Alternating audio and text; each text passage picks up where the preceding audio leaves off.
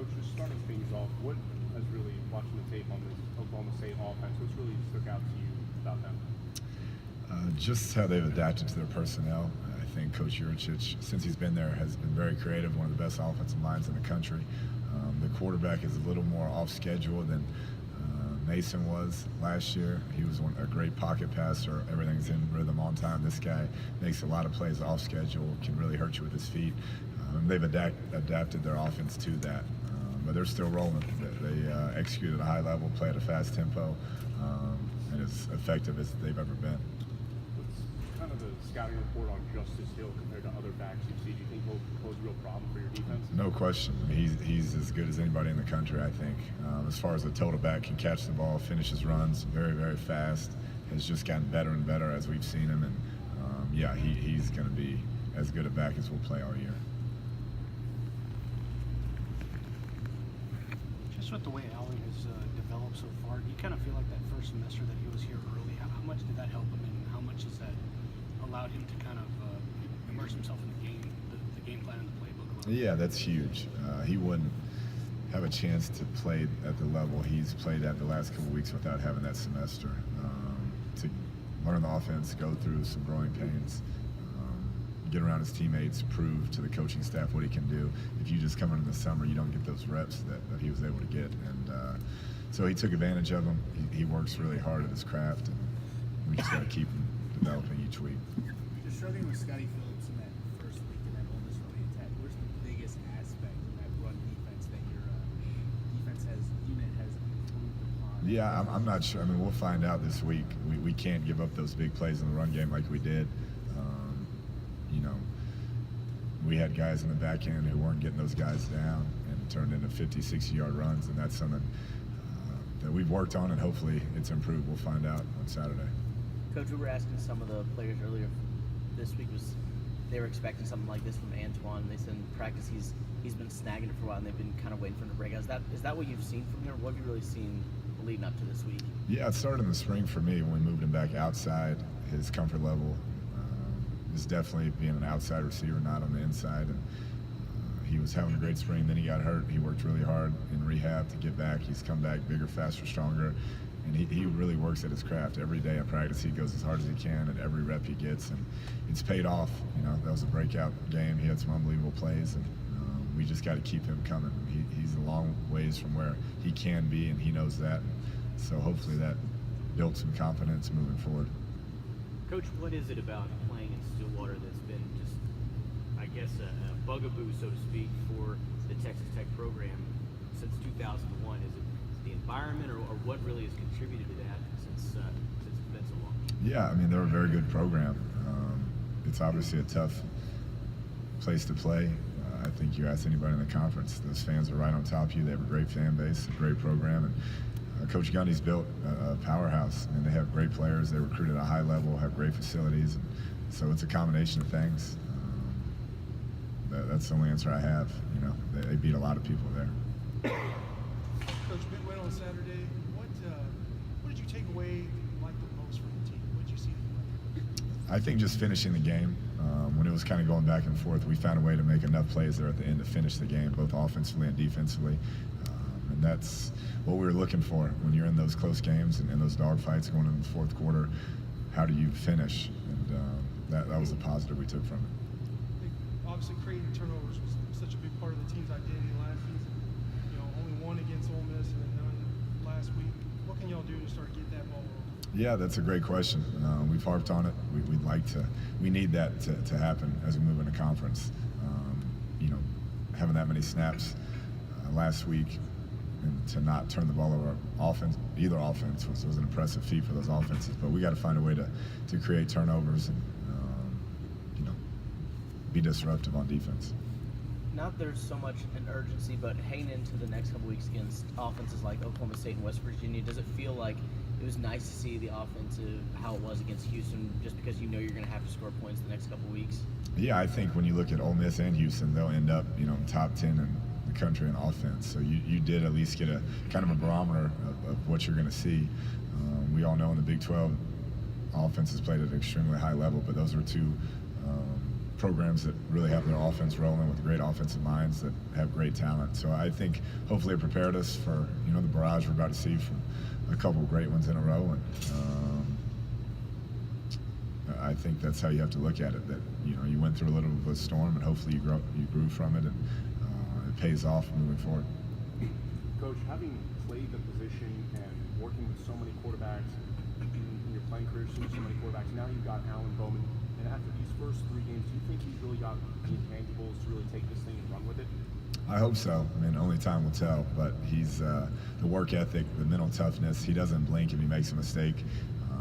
I'm traditionally very, very hard on the young quarterbacks, this is kind of how we coach that position in our room, and you earn your stripes, and he handles it well, and so hopefully that continues. But if he'll put in the work and continue to approach it the right way, he has some natural ability that we can work with. How is Jay Sean progressing? We'll see. It'll be a game time decision. We're hoping that he can at least play some, but I'm not sure yet.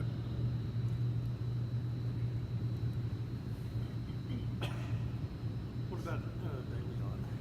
We'll see. Same deal. He's rehabbing, and we'll know on Saturday. Kliff, the Cornelius kid from Taylor Cornelius from Oklahoma State, with him being a West Texas guy, how aware of him were y'all when he was in high school? Did he ever come down here to camp, or did y'all ever look at him? Yeah, I remember looking at him. Very good athlete. Thought he could play multiple positions, and he's done a nice job at quarterback for them. Big, tough, hangs in the pocket, sheds tackles, keeps things alive with his feet. Very impressed by him, and have a ton of respect for him to be there 5 years and wait his time. That doesn't happen very often in this day and age in college football. Oklahoma State as a team, I looked at before the year, and they lost 9 guys who started at least 29 games. Not only, of course, Mason Rudolph and James Washington, but veteran offensive linemen, both of the safeties. When you look at them on film, how have they managed to apparently reload and keep it going without missing a beat? Yeah, I just think they recruited really well. They developed players very well. They were great strength and conditioning program. Coach Gundy has done a great job, with their coordinators there, and they got it rolling, at all positions. The fact that they blocked those couple of punts Saturday, something like that helped, just because of the immediate, hey, this just happened last week. Yeah, no doubt. It's a wake-up call for those units. There's a sense of urgency when you see those 2 blocks that really turn the game in a big way there against Boise State. You can't have 2 block punts in a game and expect to win on the road against a quality team. And so there's no doubt it puts you on high alert to protect that unit.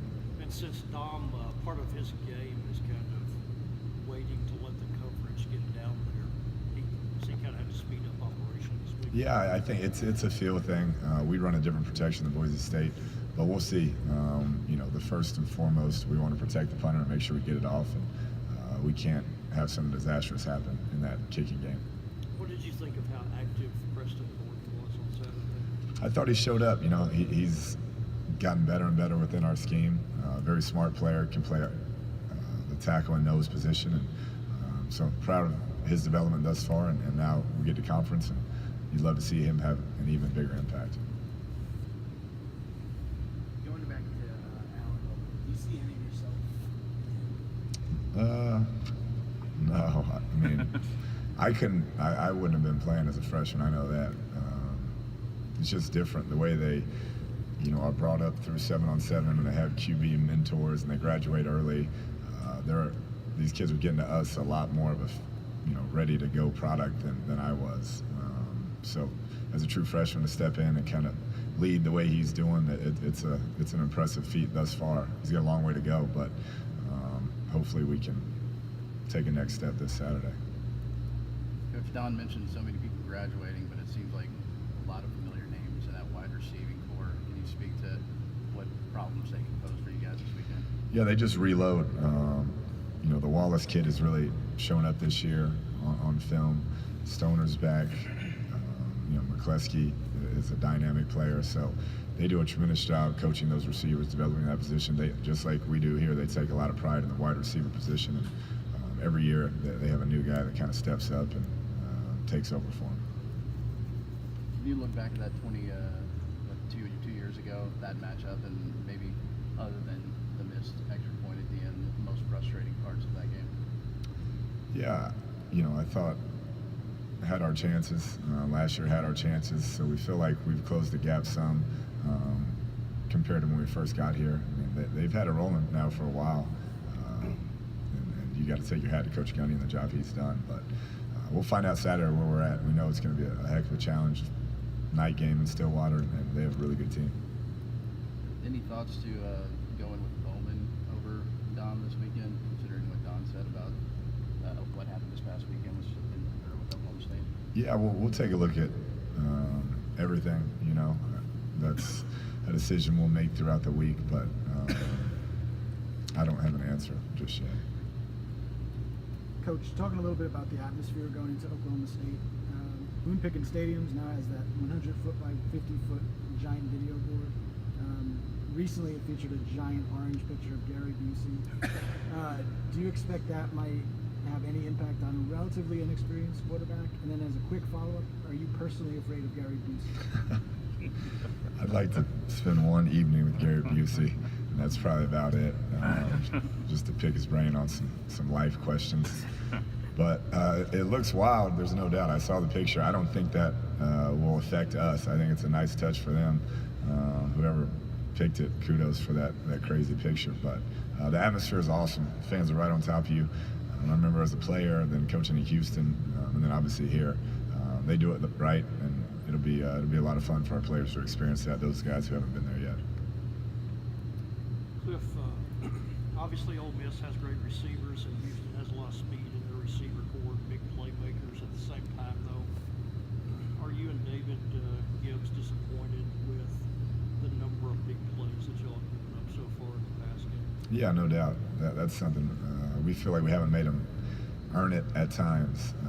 Just giving up easy stuff, busted coverages, things you can't do, not getting your hands on wide receivers, letting them run free through our secondary, and that's not going to cut it when you get to conference play. And so we've addressed that this week, and we'll try to get that fixed. How do you feel about that? You got to try different things, change up coverages, change up looks, change up personnel, whatever it takes to make sure that you don't have guys going 60 or 70 yards, 3 or 4 times a game. Just can't happen. Another follow-up on Antoine Wesley. Have y'all seen that ability to break tackles and elusiveness? Did you think he could have that big play potential? Yeah, he's really slippery, and he's faster than you think because he's so long. I think his gait doesn't always appear like he's moving that fast, but he has some good acceleration from starting to stop, and so he's made a few plays that surprised me, but he works really hard at it, and I think he is more athletic than he probably appears. Coach, Deaton and Hines stepped in there, and it seemed like there wasn't a lot of drop-off, at least on Saturday. We talked a lot about the offseason, the depth on the offensive line. Are you really seeing that play out so far this season? Yeah, no question. Those are two guys we felt all along could plug in at any number of positions and us roll right along, and that was great to see. Jacob Hines, a senior, has worked really hard and has never complained and just done his job. And then Dawson, as a young player, can play center, guard, or tackle, and to step in at left tackle and play like he did. The future's very bright for him. And then, I'm sorry if this was already asked, but what's the status of Bruffy and Akinonu? Yeah, well, we'll see. They both, went through some limited drills today, and we'll see if they're ready to go. We're hoping so, but it'll be later in the week. And finally, talking about the receivers, you said back in June that you were really hopeful about this receiver core. There was a lot of talent. So are you surprised at the way they're performing, or is this basically what you expected? I thought when they were given their opportunity that they would make the most of it. I really did. They've been good. They just had really, NFL caliber players in front of them with a lot of experience. And so, so far when the balls have presented itself, they've done a lot with it, and hopefully that continues. You got the veteran presence inside, and then TJ and Antoine outside with a lot of length and a lot of athleticism, and got a long way to go, but it's a promising start for sure. All right, thanks, Coach. Thank you all.